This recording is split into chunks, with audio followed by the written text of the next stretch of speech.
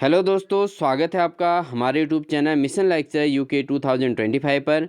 तो दोस्तों, अन्य दिनों की तरह आज भी उपस्थित हैं आपके लिए एक बेहतरीन क्लास के साथ, जिसके अंतर्गत हम बात करेंगे एक अन्य प्रीवियस ईयर क्वेश्चन पेपर। तो दोस्तों, ये क्वेश्चन पेपर जो है आपके जुलाई 2024 में संपन्न हुआ है।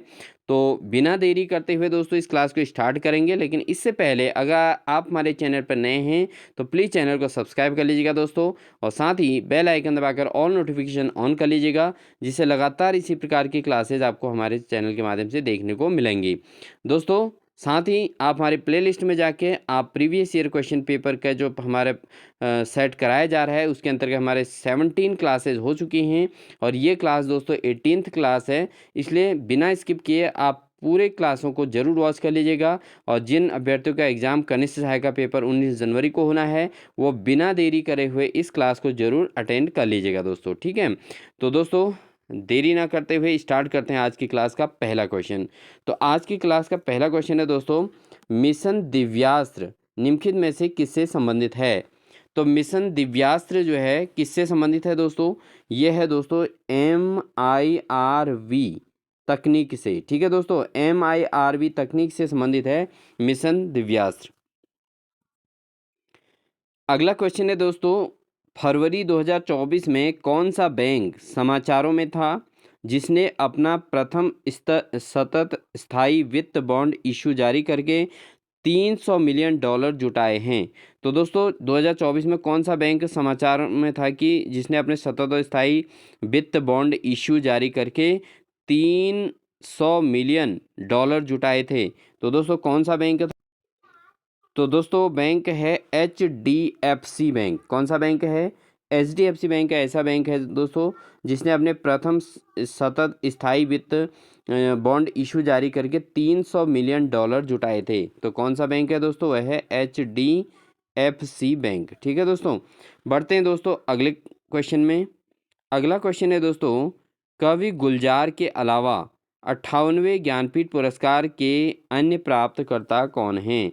तो दोस्तों गुलजार के अलावा जो है 58वें ज्ञानपीठ पुरस्कार प्राप्त करने वाले जो अन्य हैं वो कौन है दोस्तों, वह हैं जगत गुरु राम भद्राचार्य। कौन है दोस्तों, जगत गुरु राम भद्राचार्य भी 58वें ज्ञानपीठ पुरस्कार के प्राप्त करने वाले हैं दोस्तों। कवि गुलजार को भी मिला था दोस्तों 58वां ज्ञानपीठ पुरस्कार, और यहाँ पर जो है जगत गुरु राम भद्राचार्य को भी ये ज्ञानपीठ पुरस्कार मिला था। बढ़ते हैं दोस्तों अगले प्रश्न में। अगला प्रश्न है दोस्तों, भारत सरकार ने ओ स्मार्ट योजना को 2026 तक आगे बढ़ा दिया है, इसका उद्देश्य क्या है। तो दोस्तों जो ओ स्मार्ट योजना है भारत सरकार की, वो 2026 तक के लिए आगे बढ़ा दी गई है।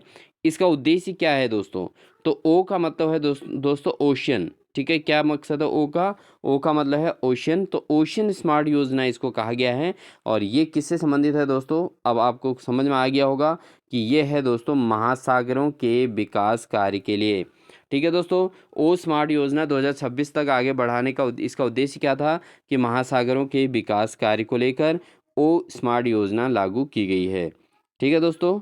बढ़ते हैं दोस्तों अगले प्रश्न में। अगला प्रश्न है दोस्तों, ज्योति अत्रे से पहले माउंट एवरेस्ट पर चढ़ने वाले पहले सबसे उम्रदराज भारतीय महिला का रिकॉर्ड किसके नाम था। तो जब ज्योति अत्रे जो है माउंट एवरेस्ट पर नहीं चढ़ी थी, उससे पहले तो सबसे उम्रदराज जो माउंट एवरेस्ट पर चढ़ने वाली महिला थी वो कौन थी दोस्तों, ये थी दोस्तों संगीता बहल। संगीता बहल जो है दोस्तों, इससे पहले उम्रदराज भारतीय महिला के रिकॉर्ड में संगीता बहल का नाम था, लेकिन अब ये नाम दोस्तों हो गया है ज्योति अत्रे के नाम। किसके नाम हो गया दोस्तों, ज्योति अत्रे, ठीक है दोस्तों। आप इसको जरूर नोट कर लीजिएगा दोस्तों, बहुत इंपॉर्टेंट क्वेश्चन है दोस्तों। ये क्वेश्चन पेपर 2024 में ही हुआ है और जुलाई में हुआ है, इसलिए इसमें सारी चीज़ें आपको करंट अफेयर्स से मिलेंगी, कुछ भी स्किप करने लायक नहीं है दोस्तों। बढ़ते हैं दोस्तों अगले प्रश्न में। अगला प्रश्न है दोस्तों, किस शहर में 37वें राष्ट्रीय खेलों का उद्घाटन अक्टूबर 2023 में हुआ था? तो कौन सा शहर ऐसा था जहां पर 37वें राष्ट्रीय खेलों का उद्घाटन अक्टूबर 2023 में हुआ था दोस्तों? तो वो शहर था दोस्तों गोवा के बाम्बोलिम। कौन सा शहर था दोस्तों? बाम्बोलिम नामक शहर था। और ये शहर कहाँ है दोस्तों? गोवा में। तो 37वें राष्ट्रीय खेलों का उद्घाटन कहाँ किया गया था? 37वें राष्ट्रीय खेल दोस्तों हुए थे गोवा में हुए थे, और जगह कौन सी थी? बाम्बोलिम में हुई थी दोस्तों। ठीक है, बाम्बोलिम। ठीक है दोस्तों, बढ़ते हैं दोस्तों अगले प्रश्न में। अगला प्रश्न है क्वेश्चन नंबर 7।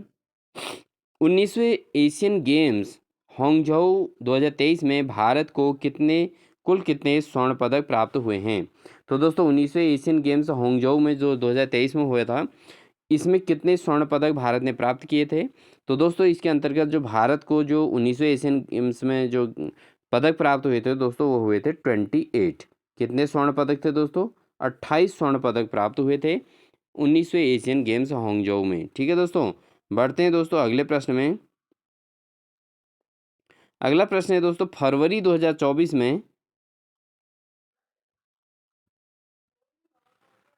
2024 में यूनाइटेड किंगडम के किंग चार्ल्स थर्ड ने मानद नाइटहुड प्राप्त करने वाले पहले भारतीय नागरिक कौन हैं?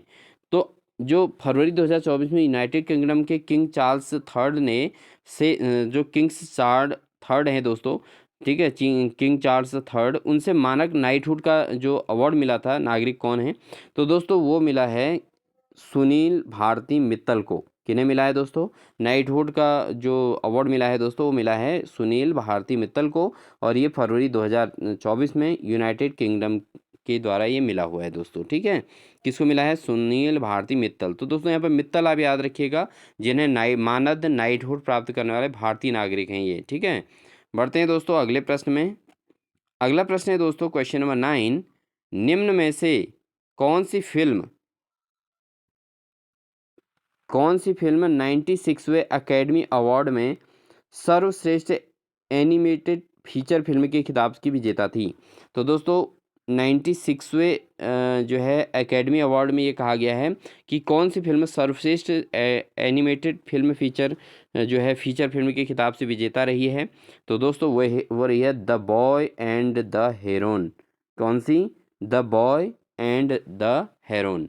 ठीक है दोस्तों, इसको मिला है 96वें एकेडमी अवार्ड, सर्वश्रेष्ठ एनिमेटेड फीचर फिल्म का अवार्ड इसे मिला है दोस्तों। ठीक है, the boy and the heron. ठीक है दोस्तों, बढ़ते हैं दोस्तों अगले प्रश्न में।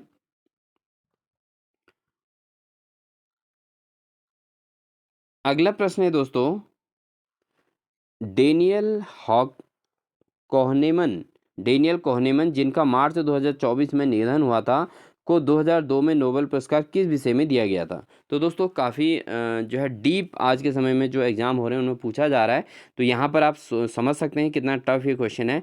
डेनियल जो है कोहनेमन, जिनका मार्च 2024 में निधन हुआ था, उन्हें 2002 में नोबेल पुरस्कार किस विषय में दिया गया था? तो दोस्तों ये इन्हें जो नोबेल पुरस्कार मिला था दोस्तों, वो मिला था अर्थशास्त्र के क्षेत्र में। किस क्षेत्र में मिला था दोस्तों?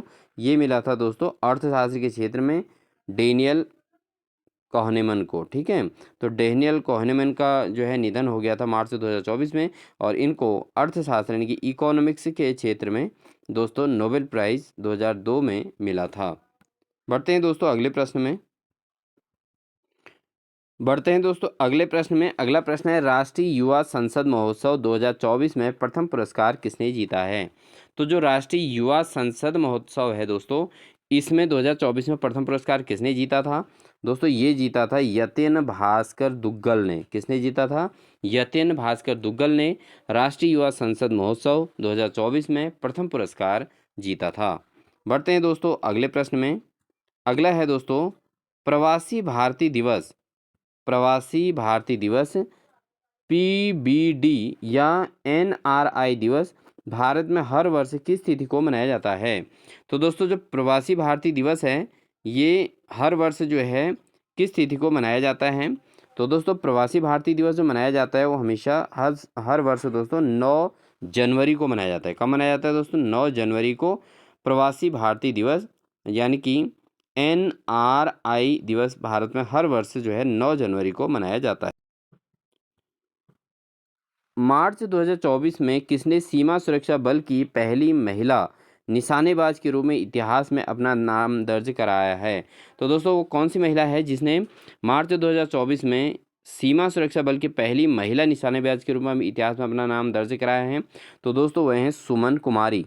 सुमन कुमारी दोस्तों ये हैं एक सीमा सुरक्षा बल की जो है हैं, ठीक है, सीमा सुरक्षा बल से बिलोंग करती हैं और इन्होंने जो है निशानेबाजी में इतिहास में अपना नाम दर्ज कराया है। तो ये पहली महिला हैं जो सीमा सुरक्षा बल यानी कि एसएसबी से हैं और निशानेबाजी में इन्होंने अपनी जगह बनाई है। मार्च 2024 में इन्हें ये कारनामा इन्होंने किया है दोस्तों। बढ़ते हैं दोस्तों अगले प्रश्न में। अगला क्वेश्चन है दोस्तों, अंतर्राष्ट्रीय बौद्धिक संपदा सूचकांक 2024 में भारत का स्थान क्या है? तो अंतर्राष्ट्रीय बौद्धिक संपदा सूचकांक में 2024 में भारत का जो स्थान है दोस्तों वह है आपका 42वां स्थान। कौन सा है दोस्तों? 42वां स्थान है अंतर्राष्ट्रीय बौद्धिक संपदा सूचकांक में भारत का 2024 के लिए भारत का स्थान जो है 42वां रहा है दोस्तों अंतर्राष्ट्रीय लेवल पर। ठीक है दोस्तों, बढ़ते हैं अगले प्रश्न में। अगला प्रश्न है question number 15, bay of Bengal initiative for multi sectoral technical and economic corporation, ठीक है दोस्तों, कॉरपोरेशन का स्थायी सचिवालय कहाँ स्थित है? तो दोस्तों ये जो है दोस्तों द बे ऑफ बंगाल जो है initiative for multi sectoral technician and economic corporation का जो स्थायी सचिवालय है दोस्तों वो कहाँ है? ढाका में। ठीक है, तो कहाँ है दोस्तों? ये बांग्लादेश के कहाँ है? ढाका में है दोस्तों। कहाँ है? ढाका में। तो दोस्तों बहुत महत्वपूर्ण ये पेपर है, इसको बिल्कुल स्किप किए बिना आप समझ सकते हैं क्वेश्चनों का लेवल क्या आने लग गया है अब, इसलिए बिल्कुल भी इसको स्किप ना करें। प्रतिदिन दोस्तों एक पेपर सेट जरूर अटेंड करें और ये हमारी प्लेलिस्ट के अंतर्गत लगातार आपको कनिष्ठ सहायक अभ्यर्थी जो 19 जनवरी को जिनका एग्ज़ाम है उनके लिए ये बिल्कुल प्रैक्टिस सेट बहुत ज़्यादा महत्वपूर्ण काम करेंगे और करंट अफेयर इसमें आपका क्लियर हो जा रहा है, सारी चीज़ें इसमें क्लियर हो जाएंगी दोस्तों, इसलिए बिना स्किप किए बिना पूरा क्लास ज़रूर अटेंड कीजिएगा। निम्नलिखित में से किस पुस्तक ने अंतर्राष्ट्रीय बुकर पुरस्कार 2024 जीता है? तो कौन सी ऐसी जो है पुस्तक है जिसने अंतर्राष्ट्रीय बुकर पुरस्कार 2024 का जीता है दोस्तों? वो जीता है दोस्तों कैरोस ने। किसने जीता है दोस्तों? कैरोस नामक बुक ने दोस्तों अंतर्राष्ट्रीय बुकर पुरस्कार 2024 जीता है। ठीक है दोस्तों, बढ़ते हैं दोस्तों अगले प्रश्न में।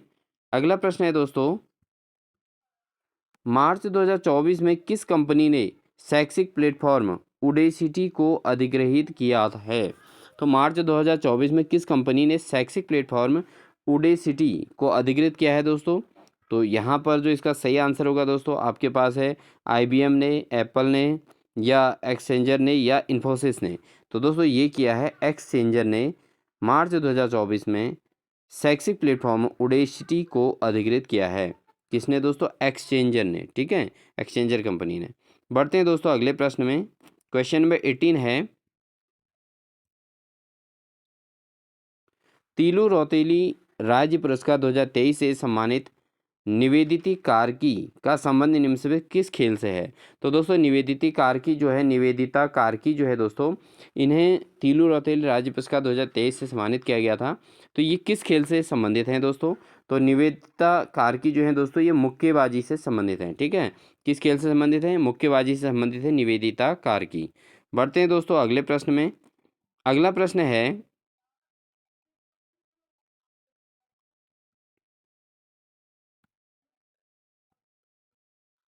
भारतीय निर्वाचन आयोग द्वारा आम चुनाव 2024 के लिए घोषित 7 चरणों में से किस चरण में उत्तराखंड में चुनाव संपन्न हुए? तो दोस्तों भारतीय निर्वाचन आयोग द्वारा जो आम चुनाव 2024 के लिए घोषित 7 चरणों में जो है यहाँ पर चुनाव कराए गए थे, तो किस चरण में उत्तराखंड में चुनाव संपन्न हुए थे? तो ये दोस्तों बिल्कुल आप समझ सकते हैं कैसा क्वेश्चन है। तो यहाँ पर दोस्तों सबसे पहले यानी कि प्रथम चरण में जो है उत्तराखंड में चुनाव हुए थे। आपने देखा होगा 2024 में जो आम चुनाव हुए थे भारतीय निर्वाचन आयोग के द्वारा, तो ये जो है दोस्तों उत्तराखंड में प्रथम चरण में चुनाव संपन्न कर दिए गए थे। बढ़ते हैं दोस्तों अगले प्रश्न में। अगला प्रश्न है दोस्तों, उत्तराखंड का निम्नलिखित में से कौन सा नृत्य या उत्सव यूनेस्को की अमूर्त विरासत सूची में शामिल है? तो उत्तराखंड का कौन सा नृत्य ऐसा है जो यूनेस्को की अमूर्त विरासत सूची में सम्मिलित है? तो दोस्तों वह है रम्माण। कौन सा नृत्य है दोस्तों? रम्माण नृत्य जो है दोस्तों, ये दोस्तों यूनेस्को की अमूर्त विरासत सूची में सम्मिलित है। ठीक है दोस्तों, बढ़ते हैं दोस्तों अगले प्रश्न में। उत्तराखंड की पहली महिला मुख्य सचिव किसे नियुक्त किया गया है? तो उत्तराखंड की पहली महिला मुख्य सचिव किसे नियुक्त किया गया है दोस्तों?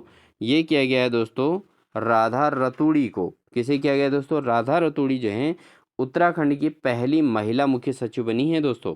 ठीक है, कौन है दोस्तों? राधा रतूड़ी। बढ़ते हैं दोस्तों अगले प्रश्न में। अगला प्रश्न है दोस्तों, पूर्णागिरि नामक हिंदू धर्म तीर्थ उत्तराखंड के निम्न में से किस जिले में है? तो दोस्तों उत्तराखंड के किस जिले में जो है पूर्णागिरि नामक हिंदू धर्म तीर्थ स्थित है? तो दोस्तों ये है चंपावत में। चंपावत में दोस्तों पूर्णागिरि नामक एक हिंदू धर्म तीर्थ है। ये इसको पूर्णागिरि के नाम से जाना जाता है। ठीक है दोस्तों, कहाँ है दोस्तों? ये चंपावत में। तो पूर्णागिरि कहाँ है दोस्तों? चंपावत में है। ये आपको पता होना चाहिए दोस्तों। बढ़ते हैं दोस्तों अगले प्रश्न में। अगला प्रश्न है दोस्तों, निम्न में से किसका मुख्यालय उत्तराखंड की राजधानी देहरादून में अवस्थित है? तो दोस्तों किसका मुख्यालय देहरादून में है दोस्तों? तो वह है दोस्तों भारतीय सर्वेक्षण विभाग। भारतीय सर्वेक्षण विभाग का मुख्यालय कहाँ है दोस्तों? वह है दोस्तों देहरादून में। कहाँ है दोस्तों? देहरादून में है। भारतीय सर्वेक्षण विभाग का मुख्यालय उत्तराखंड की राजधानी देहरादून में स्थित है। बढ़ते हैं दोस्तों अगले प्रश्न में। अगला प्रश्न है दोस्तों क्वेश्चन नंबर 24। मानस खंड कॉरिडोर यात्रा के लिए किस रेलवे स्टेशन से ट्रेन शुरू करने का प्रस्ताव था? तो जो मानस खंड कॉरिडोर यात्रा है दोस्तों, उसके लिए किस स्टेशन से ट्रेन शुरू करने का प्रस्ताव रखा गया था? तो दोस्तों मानस खंड कॉरिडोर को शुरू करने का जो प्रस्ताव था वो कहाँ से था? पुणे से। कहाँ से था दोस्तों?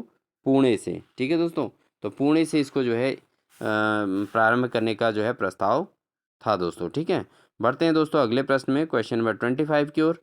तो क्वेश्चन नंबर 25 है दोस्तों, उत्तराखंड उच्च न्यायालय की प्रथम महिला मुख्य न्यायाधीश के रूप में किन्हें नियुक्त किया गया है? तो दोस्तों काफ़ी करंट अफेयर के क्वेश्चन इस पेपर में आए हुए थे। तो उत्तराखंड उच्च न्यायालय की प्रथम महिला मुख्य न्यायाधीश के रूप में किन्हें नियुक्त किया गया? तो दोस्तों ये किया गया था जस्टिस रितु बाहरी। किसको दोस्तों? जस्टिस रितु। ठीक है दोस्तों, किसको? रितु बाहरी को। ठीक है दोस्तों, तो रितु बाहरी को जो है उत्तराखंड उच्च न्यायालय के प्रथम महिला मुख्य न्यायाधीश के रूप में नियुक्त किया गया था। बढ़ते हैं दोस्तों अगले प्रश्न में। अगला प्रश्न है दोस्तों क्वेश्चन नंबर 26। क्वेश्चन, अंतर्राष्ट्रीय ओलंपिक समिति ने लॉस एंजल्स ओलंपिक गेम्स 2028 में निम्न में से किन नए खेलों का प्रस्ताव स्वीकृत किया है? तो दोस्तों 2028 में जो है लॉस एंजल्स में जो ओलंपिक गेम्स होने हैं, तो इसमें किन खेलों का प्रस्ताव स्वीकृत किया गया दोस्तों? वो किया गया दोस्तों अब जो है ओलंपिक खेल्स में T20 क्रिकेट को, और उसके अलावा बेसबॉल, और उसके बाद फ्लैग फुटबॉल एंड स्क्वैश। तो ये 4 चीज़ें दोस्तों इसके अंतर्गत ओलंपिक समिति, अंतर्राष्ट्रीय ओलंपिक समिति ने 2028 के लिए इन चारों को प्रस्ताव को जो है स्वीकृत किया है। कौन कौन से? T20 cricket, baseball, flag football और स्क्वैश। तो दोस्तों इसको जरूर लर्न कर लीजिएगा, क्योंकि ये क्वेश्चन आगामी एग्जाम्स में आने के लिए बहुत ज़्यादा महत्वपूर्ण है, क्योंकि इसमें 4 चीज़ों में से दोस्तों किसी एक को भी ऑप्शन में दे सकता है। तो ये आपको जरूर याद कर लेने हैं दोस्तों। बढ़ते हैं दोस्तों अगले प्रश्न में। अंतरिक्ष यात्री ओलेग कोनोनेरको, ठीक है, कोनोनेरको जो है, जिसने सबसे अधिक कुल समय अंतरिक्ष में बिताने का विश्व रिकॉर्ड तोड़ा है, किस देश से संबंध रखते हैं? तो दोस्तों ये जो हैं अदर कंट्री के व्यक्ति हैं जो अंतरिक्ष यात्री हैं, जिन्होंने, इनका नाम है ओलेग कोनोर्नेको, जिसने सबसे अधिक कुल समय अंतरिक्ष में बिताने का विश्व रिकॉर्ड तोड़ा है। किस देश से संबंध रखते हैं? तो दोस्तों ये हैं अंतरिक्ष में सबसे अधिक समय बिताने वाले हैं, इनका जो है ये बिलोंग करते हैं रूस से। कौन से देश से हैं दोस्तों? रसिया से ये बिलोंग करते हैं। और इनका नाम दोस्तों आप ज़रूर इनको नोट कर लेंगे कि जो है अंतरिक्ष यात्री हैं ओलेग कोनोर्नेको। ठीक है दोस्तों, कोनोर्नेको हैं जिन्होंने जो है ये रिकॉर्ड बनाया है दोस्तों। बढ़ते हैं दोस्तों अगले प्रश्न में। अगला प्रश्न है 2023 में यूनेस्को की रचनात्मक शहर नेटवर्क यूसीसीएन सूची में किस भारतीय शहर को साहित्य का शहर के रूप में शामिल किया गया है? तो यूसीसीएन के द्वारा किस शहर को जो है साहित्य शहर के रूप में शामिल किया है दोस्तों? वो किया है कोझिकोड। कौन से शहर को दोस्तों? कोझिकोड नामक शहर को दोस्तों इन्होंने 2023 में यूनेस्को की रचनात्मक शहर नेटवर्क के रूप में इसको साहित्य का शहर के रूप में शामिल किया है। तो साहित्य के शहर के रूप में किसे शामिल किया गया है यूनेस्को के द्वारा दोस्तों? वो किया गया है कोझिकोड। ठीक है, कोझिकोड नामक शहर को। बढ़ते हैं दोस्तों अगले प्रश्न में। अगला प्रश्न है दोस्तों, सेना में आर्टिफिशियल इंटेलिजेंस का दायित्व पूर्ण उपयोग पर पहला अंतर्राष्ट्रीय शिखर सम्मेलन किस देश में संपन्न हुआ? तो दोस्तों डिफेंस में जो है आर्टिफिशियल इंटेलिजेंस का दायित्वपूर्ण उपयोग पर पहला जो अंतर्राष्ट्रीय शिखर सम्मेलन हुआ था वो किस देश में संपन्न हुआ है दोस्तों? वो हुआ है दोस्तों आपका नीदरलैंड में। कहाँ है वो दोस्तों? नीदरलैंड में ये जो है संपन्न हुआ था। सम्मेलन का क्या नाम था दोस्तों? ये सम्मेलन का नाम था आर्टिफिशियल इंटेलिजेंस का दायित्व उपयोग। ठीक है, तो ये अंतर्राष्ट्रीय शिखर सम्मेलन था। बढ़ते हैं दोस्तों अगले प्रश्न में। अगला प्रश्न है दोस्तों, मिलिंद पर्ण महाराज मिलिंद के प्रश्नों पर आधारित है, यह किस भाषा में लिखा गया है? तो मिलिंद पर्ण जो महाराज मिलिंद के प्रश्नों पर आधारित है, ये किस भाषा में लिखा गया है दोस्तों? ये लिखा गया मिलिंद पर्ण जो लिखा गया है दोस्तों, ये पाली भाषा में लिखा गया है। किस भाषा में दोस्तों? ये लिखा गया है पाली भाषा में मिलिंद पर्ण लिखा गया है। दोस्तों ये क्लास जो है बहुत ज़्यादा महत्वपूर्ण है, इसलिए महत्वपूर्ण है दोस्तों इसमें सारी चीज़ें आपको जो है लेटेस्ट करंट अफेयर के क्वेश्चन मिलेंगे, तो कुछ भी स्किप किए बिना लगातार क्वेश्चन को अटेंड कीजिएगा। बढ़ते हैं अगले प्रश्न में। शाहजहां ने अपने किस पुत्र को शाह इकबाल की उपाधि से नवाजा था? तो शाहजहां ने अपने किस पुत्र को शाह इकबाल कहा था दोस्तों? तो ये कहा था दोस्तों इन्होंने दारा शिकोह को। तो दारा शिकोह जो शाहजहां का पुत्र था, इन्होंने इसको शाह इकबाल की उपाधि दी थी दोस्तों। ठीक है, दारा शिकोह को कौन सी उपाधि दी थी? शाह इकबाल। ठीक है दोस्तों, बढ़ते हैं दोस्तों अगले प्रश्न में। अगला प्रश्न है दोस्तों, नीचे दिए गए बाबर के युद्धों को काल क्रमानुसार व्यवस्थित करें, और इनको व्यवस्थित करना है दोस्तों कालक्रम के अनुसार। तो बात करें इनके कालक्रम की, तो सबसे पहले जो इसमें हुआ था दोस्तों वो हुआ था पानीपत का प्रथम युद्ध। तो पानीपत का पहला युद्ध जो है पहले नंबर पर हुआ था। उसके बाद हुआ था दोस्तों खानवा का युद्ध। तो खानवा का युद्ध को हम दूसरा नंबर देंगे। ठीक है दोस्तों, पानीपत के युद्ध के बाद कौन सा युद्ध हुआ था? ये हुआ था बाबर के युद्धों में खानवा का युद्ध दूसरे नंबर पर हुआ था दोस्तों। उसके अलावा फिर तीसरे नंबर पर चंदेरी का युद्ध हुआ था दोस्तों। तो चंदेरी के युद्ध को तीसरा स्थान मिलेगा। और उसके अलावा जो है फिर उसके बाद हुआ था घाघरा का युद्ध, इसको मिलेगा चौथा स्थान। तो दोस्तों अगर हम यहाँ बात करें तो सबसे पहला जो युद्ध हुआ था वो पानीपत का युद्ध। ठीक है दोस्तों, सबसे पहले नंबर पर कौन सा हुआ था दोस्तों? पानीपत का युद्ध हुआ था। दूसरे नंबर पर खानवा का युद्ध हुआ था। तीसरे नंबर पर दोस्तों चंदेरी का युद्ध हुआ था। और चौथे नंबर पर दोस्तों घाघरा का युद्ध हुआ था। ठीक है दोस्तों, तो इस आधार पर जो इसका सीक्वेंस बनेगा वो बनेगा दोस्तों सेकंड, फोर, थर्ड और first. Second, fourth, third and first इसका बनेगा दोस्तों। देखते हैं दोस्तों कौन सा ऑप्शन सही है इसका। तो देखेंगे तो यहाँ पर आपका ऑप्शन नंबर बी इसका सही होगा, second, fourth, third and first. ठीक है दोस्तों, ये है आपका बाबर के युद्धों का कालक्रम। बढ़ते हैं दोस्तों अगले प्रश्न में। अगला प्रश्न है दोस्तों, जियाउद्दीन बर्नी ने निम्नलिखित में से किसकी रचना की थी? तो जियाउद्दीन बर्नी ने निम्नलिखित में से किसकी रचना की थी दोस्तों? तो जियाउद्दीन बर्नी ने जो की थी दोस्तों वो की थी फतावा ए जहादारी। किसकी जो है किसकी रचना की थी? वो की थी फतावा ए जहादारी। इसकी जो है जियाउद्दीन बर्नी ने इसकी रचना की थी दोस्तों। बढ़ते हैं दोस्तों अगले प्रश्न में। अगला प्रश्न है दोस्तों, अकबर ने किस क्षेत्र में विजय को यादगार बनाने के लिए बुलंद दरवाजे का निर्माण किया था? तो दोस्तों अकबर ने बुलंद दरवाजे का निर्माण कहाँ किया था? ये बहुत आसान सा क्वेश्चन है दोस्तों। बुलंद दरवाज़ा कहाँ है, फाइनली ये क्वेश्चन है। तो ये क्या था दोस्तों, गुजरात में। बुलंद दरवाज़ा कहाँ है दोस्तों, ये है गुजरात में। तो अकबर ने जो अपने विजय को यादगार बनाने के लिए बुलंद दरवाजे का निर्माण किया था दोस्तों। ठीक है दोस्तों, बढ़ते हैं अगले प्रश्न में। अगला प्रश्न है दोस्तों क्वेश्चन नंबर 35। सन 1336 ईस्वी में विजयनगर साम्राज्य की स्थापना किसने की थी? तो दोस्तों यहाँ पर जो है 1336 यानी कि 1336 में विजयनगर साम्राज्य की स्थापना किसने की थी? तो दोस्तों ये की थी विजयनगर साम्राज्य की स्थापना हरिहर और बुक्का ने। ठीक है दोस्तों जो भी अभ्यर्थी प्रवक्ता स्क्रीनिंग की तैयारी कर रहे हैं उन सभी के लिए ये क्वेश्चन पेपर बिल्कुल रामबाण होने वाला है। और साथ ही 19 जनवरी को जिन अभ्यर्थियों का पेपर है वो बिल्कुल स्किप किए बिना इसको बिल्कुल भी स्किप ना करें। और पीसीएस प्री या पॉलिटेक्निक जो है संबंधित जो भी पेपर हो रहे हैं उन सभी के लिए ये एग्ज़ाम बहुत ही जो है इम्पोर्टेंस रोल प्ले करेगा दोस्तों। इसलिए कंटिन्यू हमारे प्रीवियस ईयर क्वेश्चन पेपर को आप देख सकते हैं दोस्तों। बढ़ते हैं दोस्तों अगले प्रश्न में। अगला प्रश्न है दोस्तों, भारत की अंग्रेजी शिक्षा व्यवस्था का मैग्ना कार्टा किसे कहा जाता है? तो भारत में अंग्रेजी शिक्षा व्यवस्था का मैग्ना कार्टा किसे कहा जाता है दोस्तों? तो अंग्रेजी शिक्षा का जो मैग्ना कार्टा कहा जाता है दोस्तों वो है वुड्स का डिस्पैच। शिक्षा पर वुड डिस्पैच। तो इसको अंग्रेजी शिक्षा का जो है मैग्ना कार्टा कहा जाता है।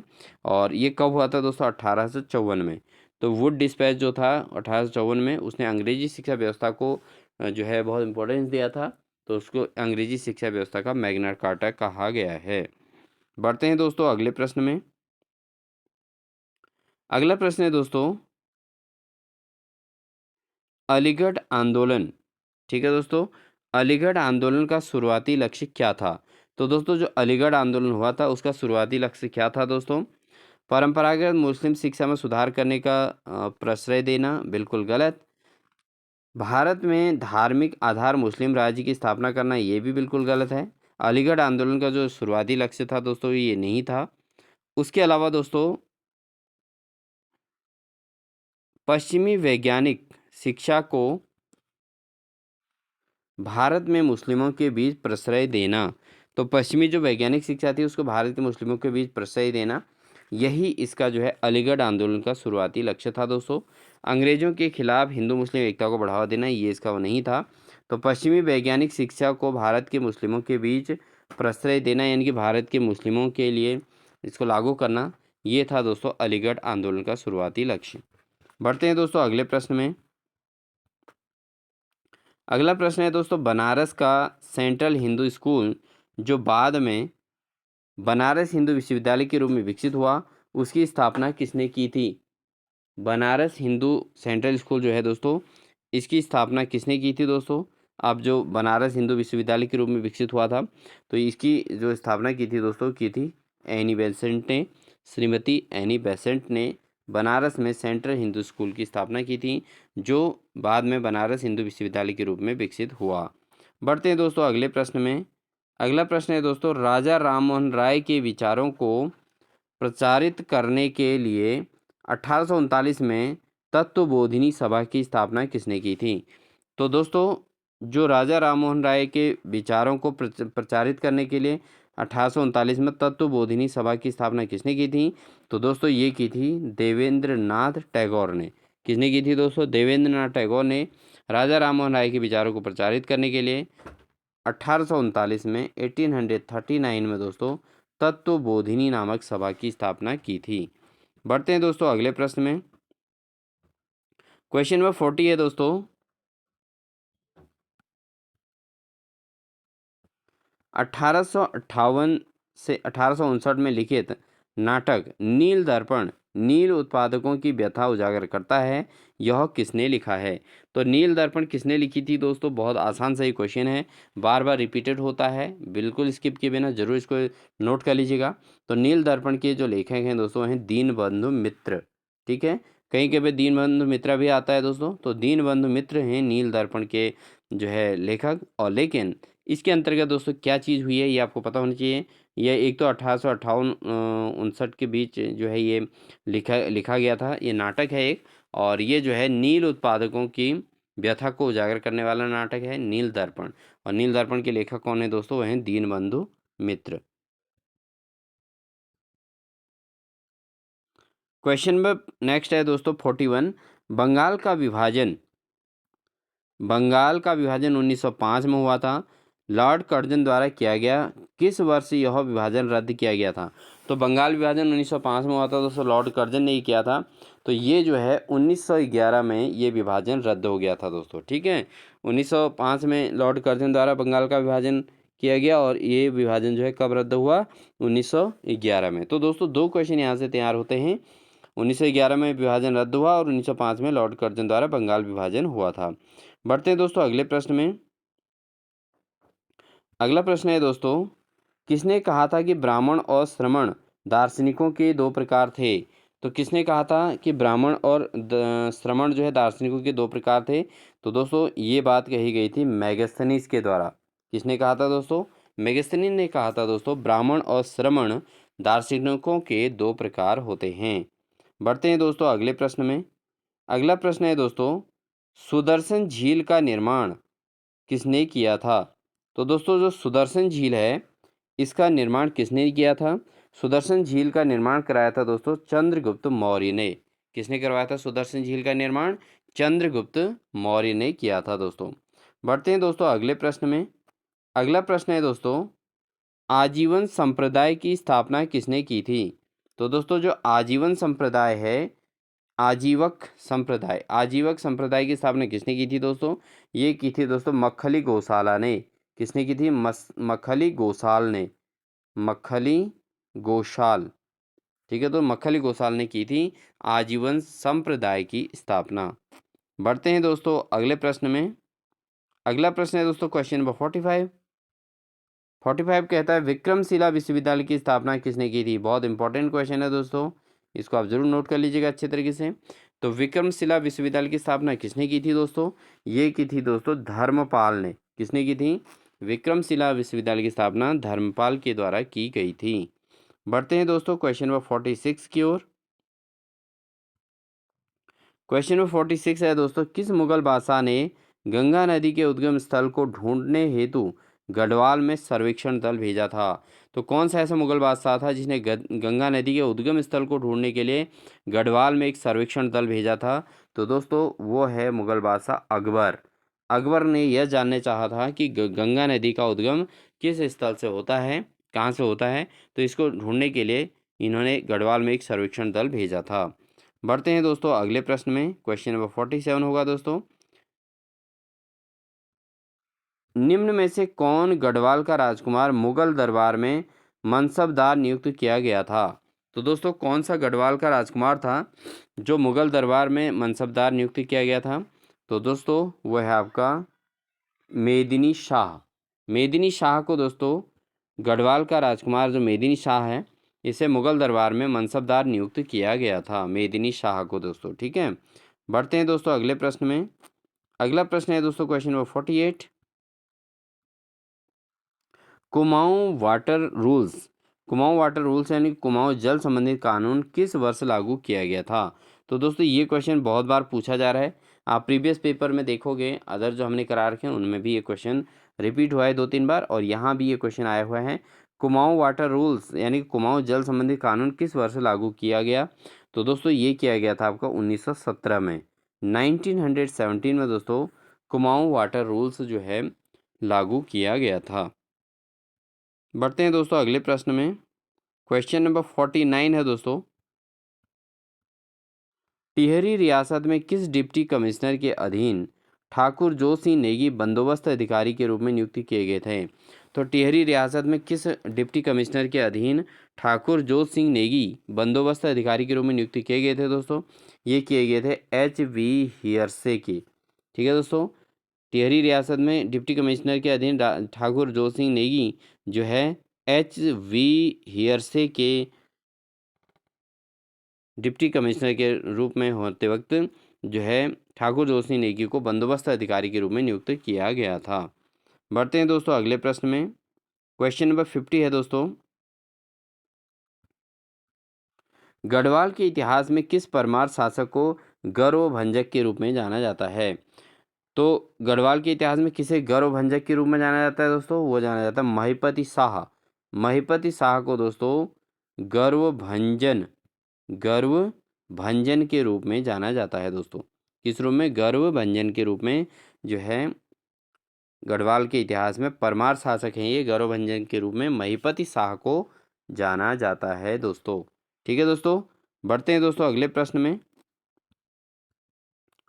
अगला प्रश्न है दोस्तों, निम्न में से कौन सा राजवंश तालेश्वर ताम्र शासकों ने संबंधित है? तो दोस्तों कौन सा जो है तालेश्वर ताम्र शासकों से संबंधित है दोस्तों? वह है दोस्तों आपका पौरव वंश। ठीक है, तो पौरव राजवंश जो है दोस्तों ये तालेश्वर ताम्र शासनों से संबंधित है। ठीक है, ध्यान रखिएगा दोस्तों, बहुत महत्वपूर्ण क्वेश्चन है। जो कौन सा राजवंश जो है तालेश्वर ताम्र शासनों से संबंधित है?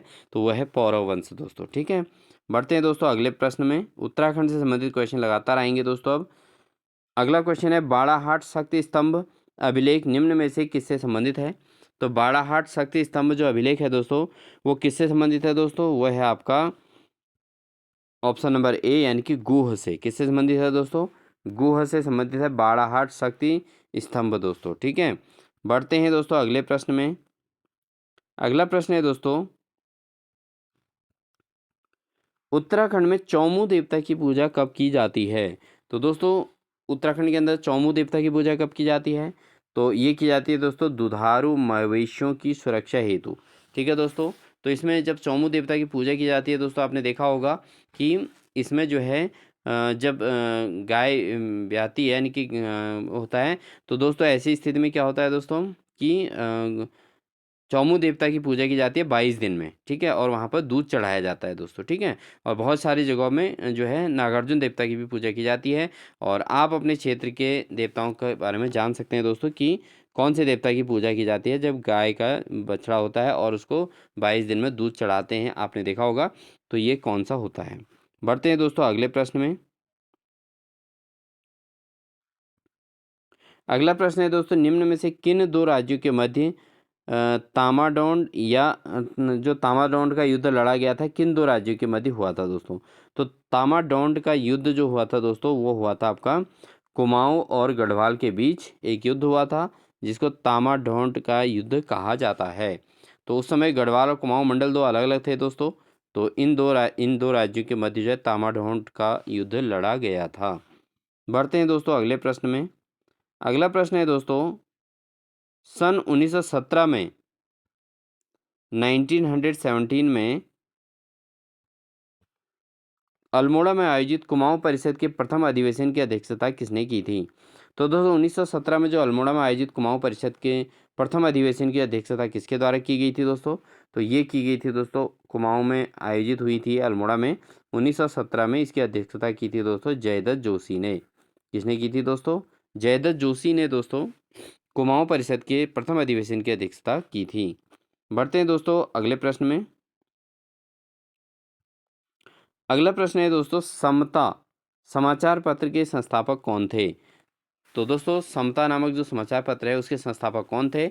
उसके संस्थापक थे दोस्तों हरि प्रसाद टमटा।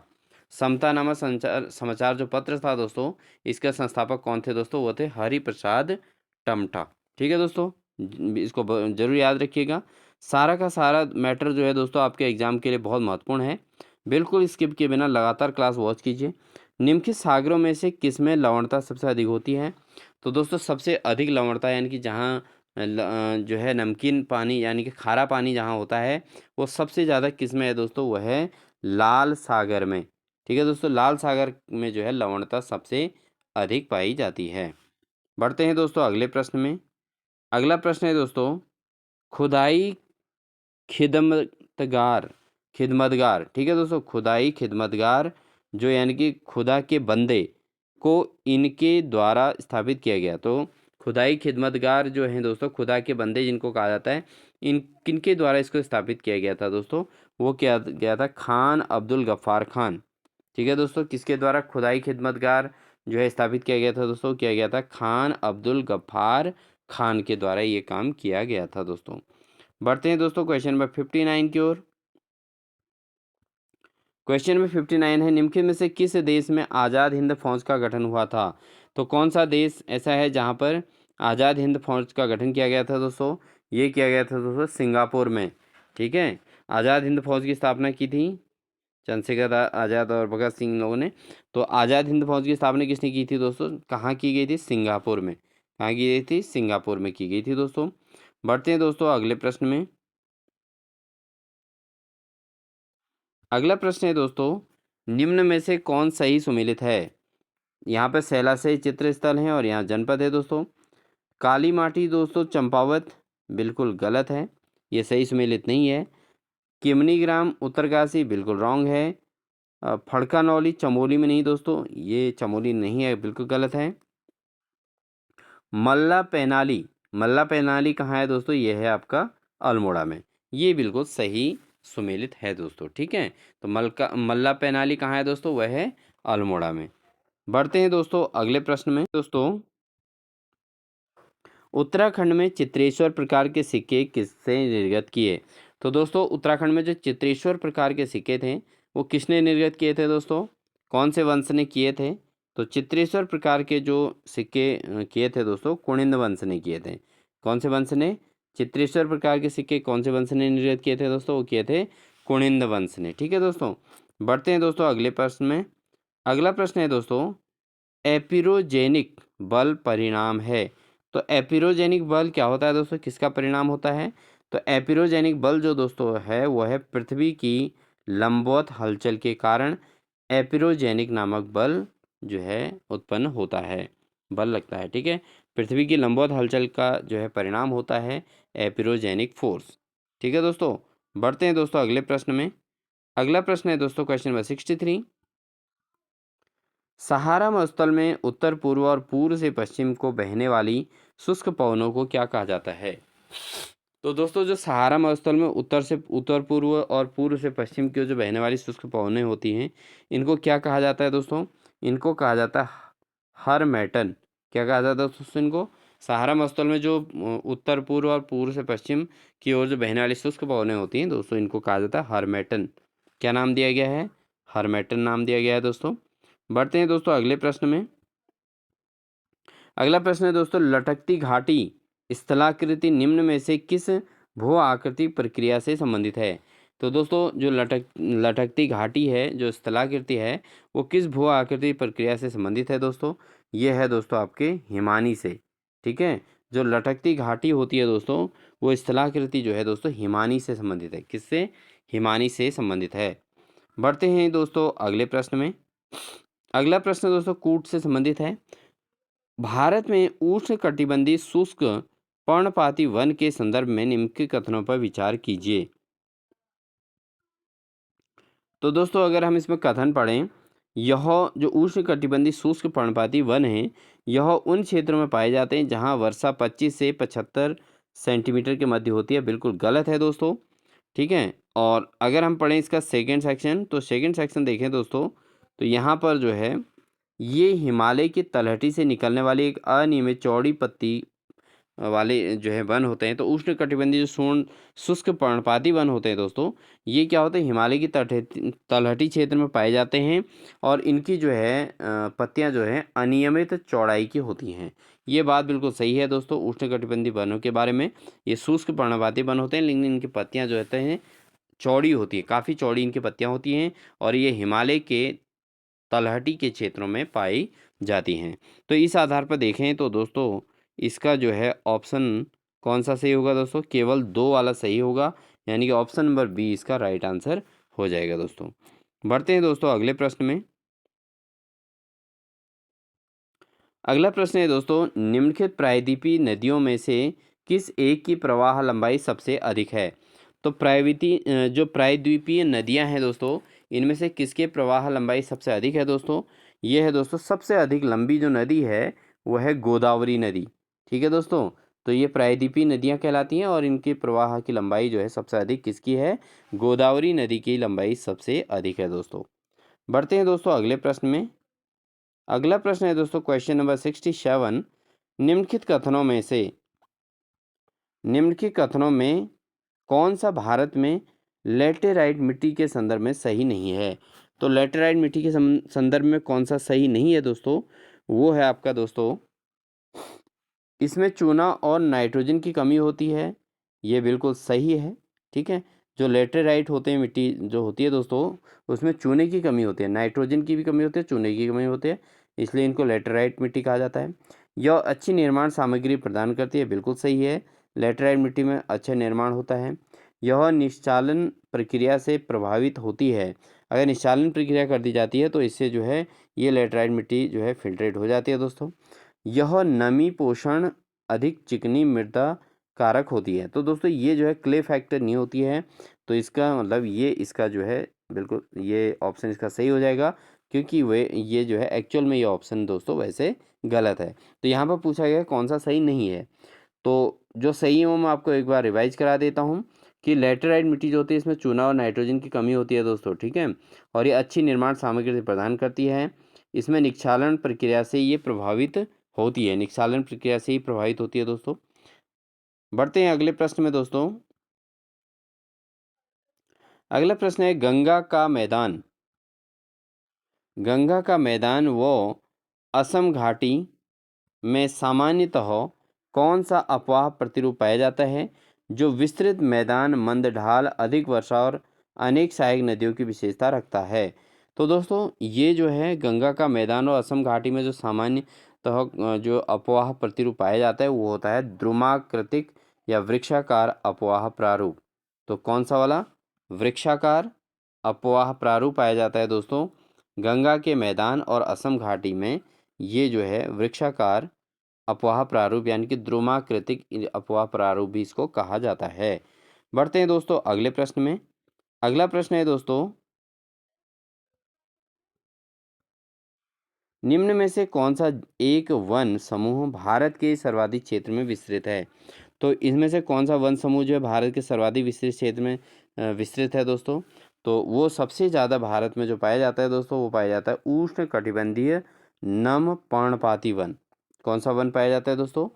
तो भारत में सर्वाधिक क्षेत्र में जो वन पाया जाता है दोस्तों वो पाया जाता है उष्ण कटिबंधीय नम पर्णपाती वन। ठीक है दोस्तों, बढ़ते हैं दोस्तों अगले प्रश्न में।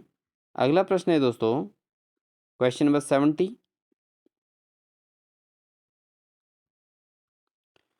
काबिनी नदी एक सहायक नदी है। तो काबिनी नदी किसकी सहायक नदी है दोस्तों? काबिनी नदी दोस्तों इसके नाम से ही पता चल रहा है, काबिनी नदी दोस्तों कावेरी नदी की सहायक नदी है। किस नदी की? कावेरी नदी की सहायक नदी है दोस्तों काबिनी नदी। ठीक है दोस्तों, बढ़ते हैं दोस्तों अगले प्रश्न में। अगला प्रश्न है दोस्तों, जब कॉरियोलिस प्रभाव दाब प्रवणता बल द्वारा प्रतिभारित हो जाता है तो परिणाम स्वरूप उत्पन्न पवन को जाना जाता है।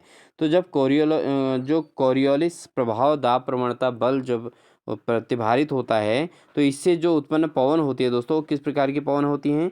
इनको कहते हैं दोस्तों भूस्थैतिक पवनें। क्या कहा जाता है दोस्तों?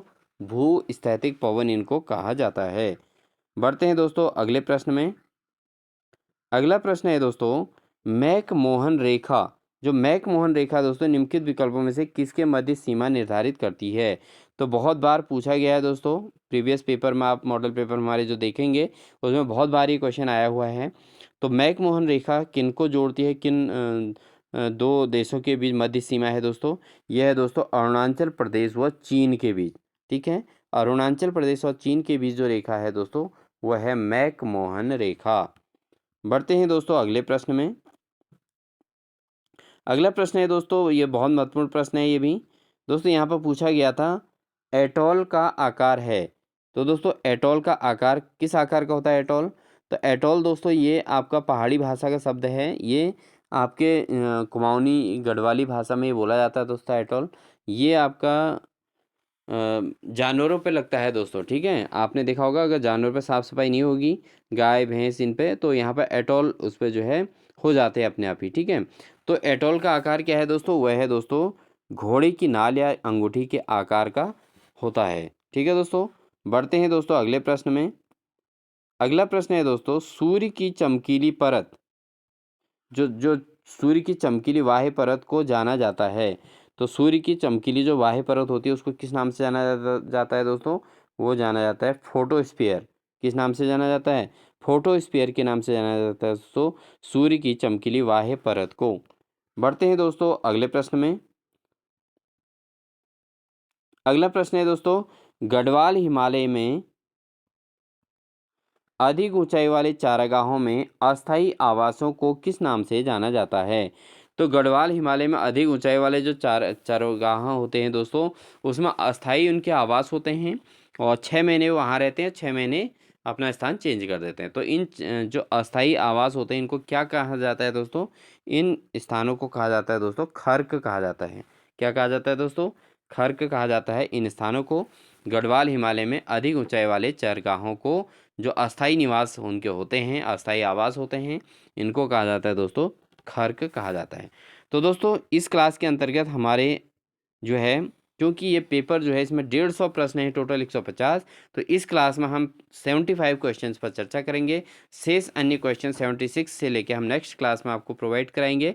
तो दोस्तों आपको हमारी क्लास कैसी लगी ज़रूर बताइएगा कमेंट सेक्शन में। किसी क्वेश्चन में अगर आपको कोई डाउट हो तो ज़रूर जो है आप कमेंट सेक्शन में ज़रूर लिख सकते हैं। दोस्तों अगर वीडियो अच्छी लगी तो लाइक ज़रूर कर दीजिएगा, साथ ही अपने दोस्तों को शेयर कर दीजिएगा। जिन भी अभ्यर्थियों का एग्ज़ाम है, प्रवक्ता स्क्रीनिंग, पीसीएस प्री, व्यक्तिगत सहायक, कनिष्ठ सहायक संबंधी जो भी एग्ज़ाम है, उन सभी अभ्यर्थियों को इनको शेयर जरूर कीजिएगा दोस्तों। साथ ही दोस्तों अगर चैनल पर नए हैं तो प्लीज़ चैनल को सब्सक्राइब कर लीजिएगा, साथ ही बेल आइकन दबाकर ऑल नोटिफिकेशन ऑन कर लीजिएगा, जिससे आपको लगातार हमारी क्लासेज आपको देखने को मिलेंगी। और अगर आप प्लेलिस्ट में नहीं गए हैं तो दोस्तों प्लेलिस्ट में आप देख सकते हैं हमारे हिंदी, उत्तराखंड और साथ ही साथ जो है प्रीवियस ईयर क्वेश्चन के लगातार क्वेश्चन पेपर इसमें कराए जा रहे हैं। तो प्लेलिस्ट से आप लगातार क्लास अटेंड कर सकते हैं। इन्हीं सभी बातों के साथ मिलते हैं दोस्तों आपको एक बेहतरीन क्लास के साथ। तब तक के लिए wish you all the best.